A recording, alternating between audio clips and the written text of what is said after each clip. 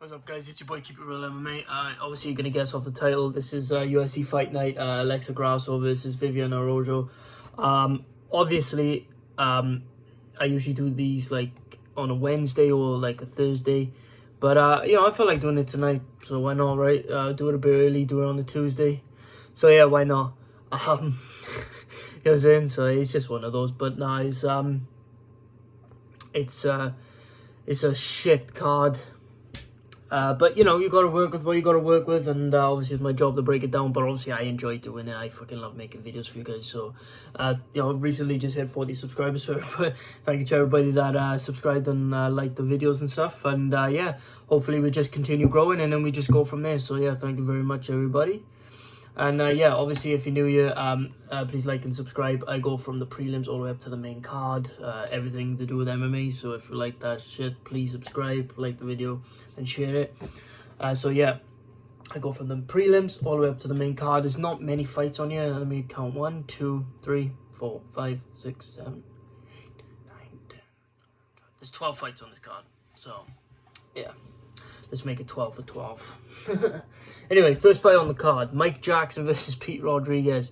Mike Jackson's a plus 490 underdog. Pete Rodriguez is a minus 660. Right, Pete Rodriguez shouldn't be this big of a favorite. It's unbelievable how big of a favorite he is, because Mike Jackson is not as bad as what people think that he is. He can hold his own. He can hold his own. I'll see, what was the last guy he fought? Mike Jackson.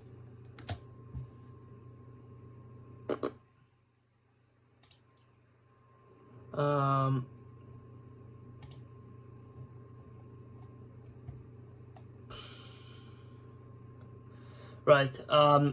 Yeah, obviously the thing against Dean Barry, he was clearly losing the fight, but obviously it was like an eye gouge. It kind of like tipped the fucking fight, and it was stupid. It was stupid shit, and he was clearly losing the fight. It wasn't like he was getting outclassed, but he was clearly losing the fight, and it's just one of those. But Pete Rodriguez obviously got KO'd in his last fight against Jack Della Maddalena. But it is Jack Della Maddalena, man. He's really good, and I am going to be picking Pete Rodriguez. I'm going to trust him to get it done. He should not be this big of a favorite. You know what? I could go as far to suggest to maybe put a little bit of money on Mike Jackson. I don't know. Not too much, though, obviously, because I do think that Pete Rodriguez is going to get it done. But it's one of those, it's one of those. I'm going to be picking Pete Rodriguez, though, man. I mean, he's taken 9 months off since that KO to Jack Della Maddalena. He's put in a lot of work, and I believe that his striking is just, and, his overall mixing of the martial arts is levels above Mike Jackson. Not in a way where, like, he'll 10-8 him every single round, but he'll just clearly win.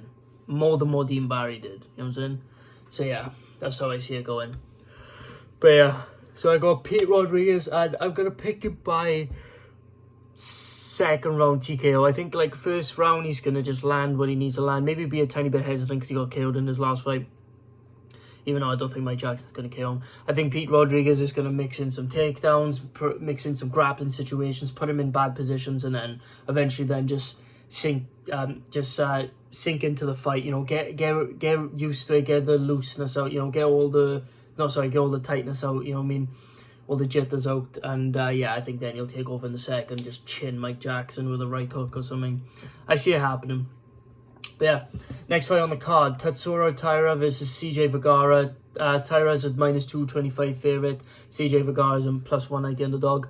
I'm gonna go with the favorite in Tatsuro Taira. Tatsuro Taira's is debut. He didn't look amazing, but it is his debut. A lot of people get nervous on the debut, of course. You're fighting the top premier fighting organization in front of the world. Obviously, you're going to be a bit jittery. He performed very well, though, and I just think the problem with CJ Vergara is that he makes his fight so close that someone like Tatsuro Taira is going to really take advantage of it in the grappling and the striking areas. He's a very opportunistic fighter, and if you're going to make fights very close and fight very low to the opponent, fight to the level of your opponent in a way. Sorry, my legs itching, but yeah, if you're gonna fight like to that type of level to opponent, then obviously Tatsuro Taira is gonna take well advantage of that. I got Tatsuro by decision. 30-27. I think he's just gonna outpoint Vigar, put him in bad situations, and maybe even finish him a couple of times. So yeah. Next fight on the card, Piera Rodriguez versus Sam Hughes. Piera Rodriguez is a -170 favourite. Sam Hughes is a +145 underdog. Now, I'm going to go with Pereira Rodriguez. I think she should beat somebody like Sam Hughes, but do not be surprised if Sam Hughes wins. She finds a way to beat these girls sometimes, and Piera Rodriguez, I think she's going to use her striking and her grappling, but she needs to be careful because Sam Hughes just finds ways to beat people for some reason. It's not much to say on this fight, but don't pick Piera just because she's undefeated. Was she 8-0, something like that? Was she 8-0, 8-0, 8-0? Yeah, 8-0. I mean, like, it's one of those where it's like, don't pick her just because she's undefeated. Because these girls defeat absolute cans, and then get to the UFC and then get against a person that loses all the time and is like, and then they lose to the person that loses all the time because she's used to UFC level competition.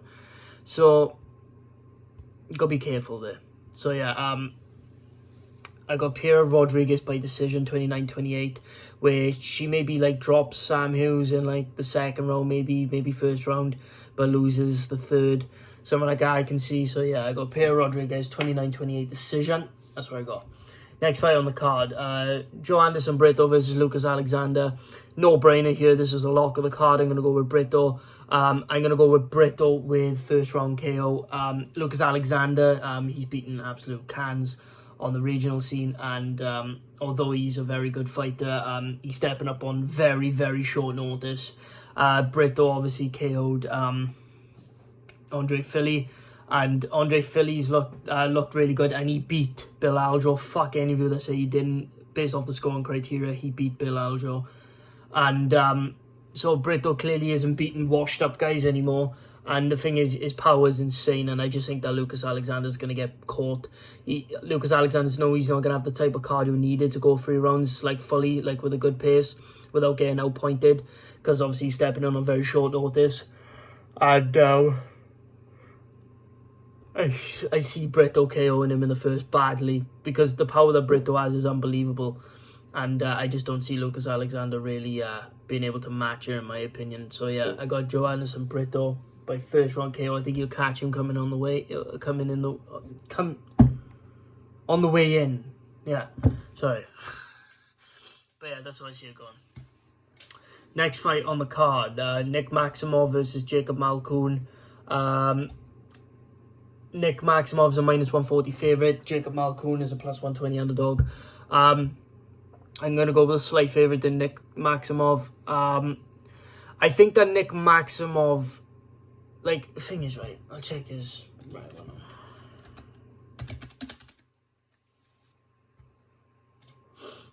Oh, there's two sides.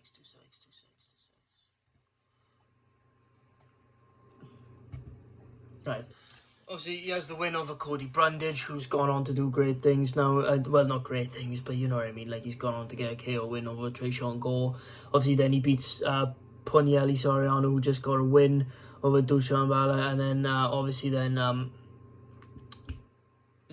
he lost to Andre Petrovsky. Now, Andre Petrovsky was winning the fight, in my opinion. He was winning the fight. But obviously he catches Nick Maximov in that anaconda choke, even though he was getting out-positioned in a lot of those fights. And Nick Maximov's grappling, I do believe in his grappling. I just think he's just a fighter that just got caught in a position. He's a very good fighter, man. And thing is, right, don't forget, like they're saying, oh, this was the guy that was supposed to fight Hamzat. That wasn't a pressure he put on himself. That was a pressure that his own boy put on him. That's who Nate Diaz put the pressure on, man. It's because Nate Diaz didn't want to fight him. But he ended up taking the fight anyway, and it felt though we all know the situation, the rigged situation. Sorry, I know why I'm yawning. I always yawn when I talk for long periods of time, sorry. But yeah, I do believe in the grappling in Nick Maximov. I always have. And I just believe that he just got caught in the anaconda choke, man. Like, he was out positioning Andre Petroski. And the thing is, right, I think that he does beat him most of the time, maybe like 6 times out of 10, 7 times out of 10. He was losing the fight, arguably, based on damage, but I think that he beats Andre Petroski in most occasions. So I got Nick Maximov being able to do more than Jacob Malkoun on the ground. Jacob Malkoun's very good. His striking suffers, considering, compared to somebody like Whittaker, who he trains with. He's Australian, like Whittaker. They train in the same gym. And it's crazy to me how lackluster he is at striking. Like, he's improved a lot, especially since that Phil Hawes KO. Like, after he got KO'd by Phil Hawes, he worked on his grappling a lot. But the thing is, right, like, it just seems to be that he gets slightly out damaged every fight. That he's lost. Obviously, he's lost 2. Obviously, he got out damaged by Phil Hawes. He got KO'd stiff, but against Brendan Allen, he got out damaged slightly, and I think Nick Maximov doesn't need to do that. I just think that Jacob Malkoun doesn't have many weapons when he gets you on the floor. All he has really is to pin you down and land ground and pound shots. Whereas Nick Maximov can control you. He can do what Jacob Malkoun does, but he also has the submission threat. And I think that he'll get Jacob Malkoun down and catch him with a Darce choke, I believe. Thing is, right, like, Jacob Malkoun, like, when you've seen him slightly on bottom, he gets up like that and just slightly lifts his head like that, which I believe Nick Maximov will be able to slide his bicep, his forearm and bicep under, and I think he'll get it done by Darce choke in the second round. So yeah, second round Darce choke for Nick Maximov, in my opinion. Next fight on the card, Rafael Assunção versus Victor Henry. Now, Rafael Assunção's a plus 280 underdog. Victor Henry's a minus 340 favourite.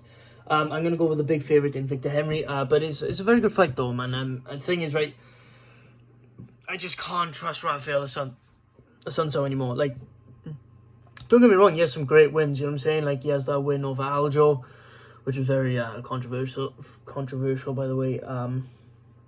So he has very good wins. The problem is there's a chin issue now because he's getting older. I mean, he's getting older now, and the problem with him is that, like, there's a chin issue, clearly. He's been KO'd 2 times in a row. He's been KO'd by Ricky Simon, he's been KO'd by Cody Garbrandt, 2 back-to-back fights, and he kind of gets melted as the fight goes on. Like, against, Cody Garbrandt, it was very close, and that wasn't really a melting situation, but it was just Cody landed that one big shot, put him out. That's a chin issue because now he got KO'd by Ricky Simon, who also has power like Cody too, but not like Cody. It's not the same type of power, but he kind of got melted, like he got pressured heavy, and Ricky Simon was able to just land big shots on him and put him out. And I just think that Victor Henry maybe won't knock him out, but Victor Henry's very talented, bro. Like, he's a very good fighter, man. Was he 22-5? Yeah, he's 22-5, 2 inches taller, 1.5 inch reach. I mean, 1.5 inch reach. I mean, but he is 2 inches taller, and Victor Henry's really good, man. I just think that his losses and his wins are both underrated, and I just think that he beats a very hesitant Rafael Assunção. I just don't see Rafael Assunção being able to, like, get over those 2 KO losses and try not to be scared and just go in there against Victor Henry, because Victor Henry has a hell of a chin, and also he can crack if he needs to. And I just think that Rafael Assunção is going to be outgunned in this fight, and he's just going to be too hesitant, and he's going to lose by unanimous decision, in my opinion. I think it'd be a 30-27 situation that we're dealing with. Anyway, final fight of the prelims, apparently. Mana Martinez versus Brandon Davis. Mana Martinez is a minus 155 favourite. Brandon Davis is a plus 135 underdog. No. Interesting. Interesting. Brandon Davis is a very inconsistent fighter. It's strange. We'll get up and say though.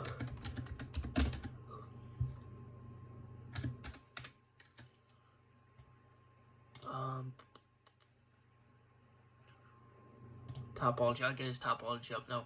I mean, he's 32, by the way, but yeah, right.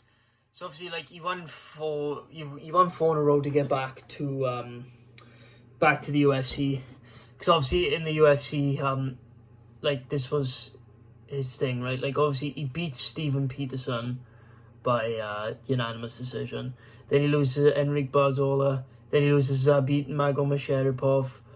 You know, he loses by knee bar. Then he beats Randy Costa by rear naked choke, which is interesting to me.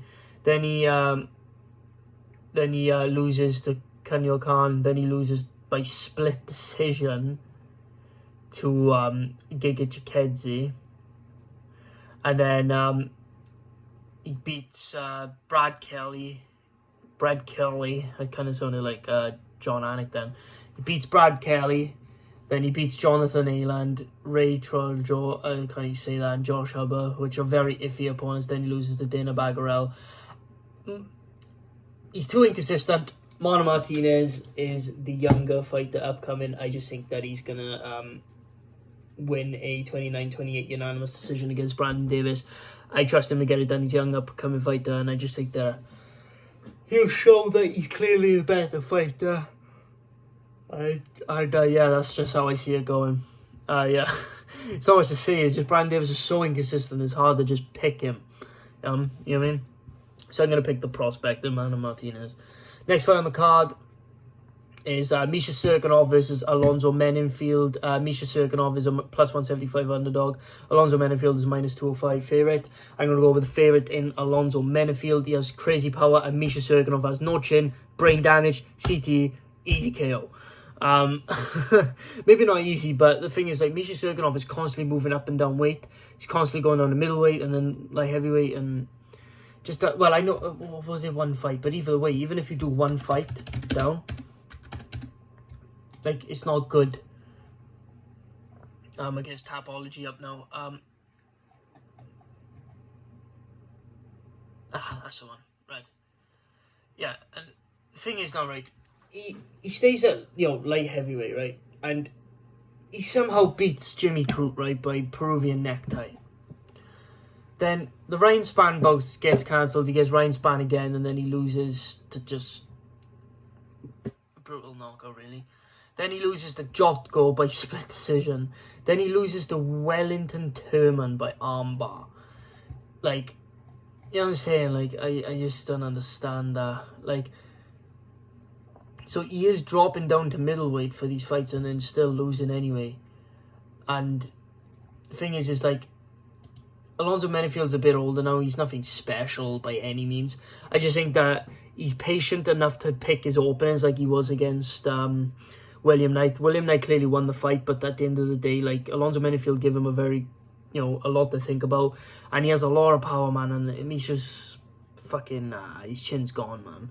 And the thing is, not just that, bro. Like, he clearly doesn't know what he wants with his career because he's just moving up and down weight classes. I don't understand it. I got Alonzo Menefield by first round KO. I just don't think Misha Serkinov can take his power, bro. He can't take anybody's power, so I got Alonzo Menefield by first round KO. Next fight up a card, Jordan Wright versus Dusko Todorovic. Jordan Wright's a plus 165 underdog. Dusko Todorovic is a minus 195 favourite. Now, I'm just going to go, this is a 50-50 fight. I'm going to be completely honest with you guys, so I do not mind who you put the money on. But if you want a good bet, I'd put it on the underdog and Jordan Wright. I just think in the exchanges, he's going to be able to land harder than Dusko. And Jordan Wright has a bit of a chin issue, you know, bit of a chin issue.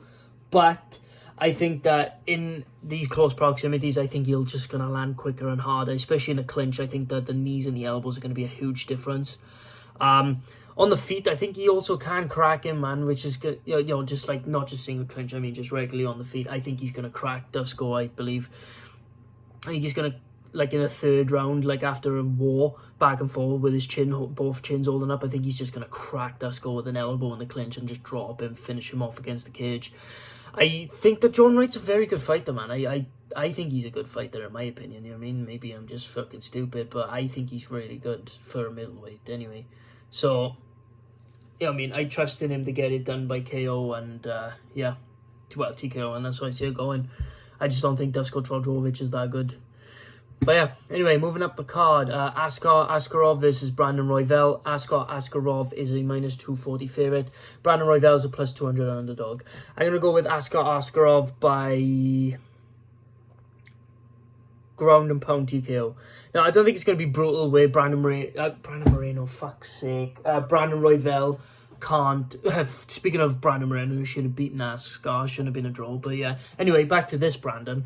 Brandon Royval, he's very weak for the division. He's very tall, but he's very skinny. He's like built like a little vegan bitch for some reason. But you know what I mean. I do like him though. He's pretty entertaining, bro. But you know, he's really entertaining. But he just seems he's gonna be out muscled and out weight bullied by Askar Askarov, and Askar Askarov is good at pinning people down, man. And the thing is like Brandon Royval, like he likes to scramble a lot because he doesn't have the strength to just like, you know, power out the positions most of the time. And you know, against Bontorin, he had to constantly pop on his feet, and I just don't think he'll do that against Askarov. I think Askarov's wrestling and technique and strength is too strong for him. It's too good. And I just think that Brandon Royval's going to give up his back a lot and just get TKO'd off of his back, in my opinion. Or maybe even submitted. You could see, like, if I had to pick one, I could see him maybe getting, like, rear naked choked in the first round. Or just, like, finished as the fight goes on, like, second or third round. Not in a brutal way, because, you know, Askar's not that type of guy. But, I mean, like, where you'll pin down your hand and you physically... Like, it's kind of like a crucifix type situation where they just elbowing you. You can't defend it. You can't move. Kind of like that where he's pinned Royval down and he's just constantly going like that. And Royval can't do anything and the ref pulls him off. And, yeah, Cliff Dweller wins. You know what I mean? So, yeah. Askar Askarov by second round TKO, in my opinion. On to the co-main event, Cub Swanson versus Jonathan Martinez. Cub Swanson is a plus 175 underdog. Jonathan Martinez is a minus 205 favourite. I'm going to go with the favourite in Jonathan Martinez. I don't like the fact that Cub Swanson is moving down a weight class. His win against Darren Elkins was pretty impressive, even though Darren Elkins is clearly over the hill. He's done. But it was a very impressive stand-up performance. I think that he's better, a slightly better stand-up than Jonathan Martinez. But I think the speed is going to be an issue for him. And I just think that Jonathan Martinez is a younger, more improving fighter in this weight class. And Cub Swanson's first time coming down this weight class. He's cutting more weight as he's getting older. It makes no sense to me. So I just feel like the only person who ever succeeded really properly going down a weight class was Jose Aldo, who just retired. So, you know, even then he had a very close, tough fight against Marlon Moraes, which he clearly won. But, you know, it is what it is. But he didn't look great in that fight, and he had to get used to it. And then all his other fights after, he looked great, even though his loss to Jan, he looked extremely good. So, like, up until the end of the third, fourth, fifth. But I mean, Cub Swanson, man, he's very good in that way, but I just don't. I literally finished the card, and then I realised that my camera stopped recording. But yeah, from what I remember, because it actually cut off at the Cub Swanson part, which is annoying. But yeah, basically, I think what I was saying was I don't believe that Cub Swanson's going to recreate what Aldo did. And I see Jonathan Martinez getting a head kick KO in the second round. I just think that the speed is going to be different. And the fact that he has to adjust to a new weight class. I'm constantly looking at the timer just to know that it's still going on. That's my fault, though. I need to pay more attention. But yeah, Cub Swanson's going to get KO'd, in my opinion. Second round, head kick KO for Jonathan Martinez, in my opinion. Next fight on the card, Alexa Grasso versus Viviane Araujo. Alexa Grasso is a minus 215 favourite. Viviane Araujo is a plus 185 underdog. I'm still looking at it. I'm going to pick the very much better looking Alexa Grasso. It's a closer fight than what people think, but she's going to be the one making more rapid improvements. She's 28 years of age compared to Viviane Araujo, who's 35 years old. And the problem is, I just can't get Viviane Araujo's loss to Jessica Ai out of my head. Like, you should not be losing to a 2019 version of Jessica Ai. You shouldn't be losing to a 2019 Jessica Ai. So yeah, I do trust Alexa Grasso to get it done. Obviously, Alexa Grasso's losses. I'll get them up again because I forgot. You know, it is what it is. Alexa, Grasso. Let's get her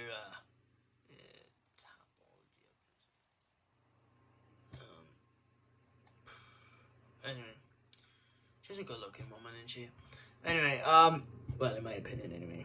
You know, fuck you if you think different. Anyway, yeah. Obviously, she lost to Felice Herrig by decision. She then lost to Tatiana Suarez, who hasn't fought since the Cejudo and Moraes card. Then she picked up a win over Karolina Kowalczyk, which was also on the same card that Tatiana Suarez beat, whoever the fuck she beat. Who did she beat? Click it. Who did she beat? Who did she beat? Nina Nunes. So, yeah, but yeah, and then after that loss, then she beat Jeon Kim, Macy Barber, and then Joanne Wood. The Joanne Wood fight was very, very impressive in my opinion. It was the most impressive performance. It just showed that she was sharp on all cylinders. And I think she's just that slightly, like, one level above Viviane Araujo. I just think that she's that one level above. And yeah, I just think that I trust her to get it done. So yeah, I believe that I believe that she's the much better looking girl and a better fighter in my opinion. So yeah, guys, that's how I see it going. I got Alexa by unanimous decision. I think, right, that she might lose the first 2 rounds though. I have a sneaky feeling, but I think she'll win the 3rd, 4th and 5th. She's been in 5-round fights before in the regional scene. I just believe that she'll get it done. In my opinion, I think I will go 4-1 though. I think she'll win the 2nd, 3rd, 4th, and 5th. In my opinion, I just think that she's got the grappling credentials enough to, you know, she's got enough grappling defense to get it, you know, to stay on the feet. But she also, you know, showed a submission threat because she submitted Joanne Wood, and I just think that, you know, as the fight goes on, she'll build into it, use her hands more at boxing, and just outdo Viviane Araujo. So yeah, anyway guys, that's how I see the fights going. Let me know what you think. Please like and subscribe. I appreciate every single one of you that come through. Like I said earlier, I hit 40 subscribers, so I appreciate every single one of you that did. You know what I mean? I haven't even had a channel for like more than 3 months, so I appreciate it very much. I appreciate every single one of you, man. Thank you so much. I'm not gonna promote the TikTok so much. I think about deleting the TikTok. It's just an evil communist fucking app. But yeah, I won't get too much into that. But yeah, yeah, thank you so much guys for watching. I'll see you guys in the next video. Peace.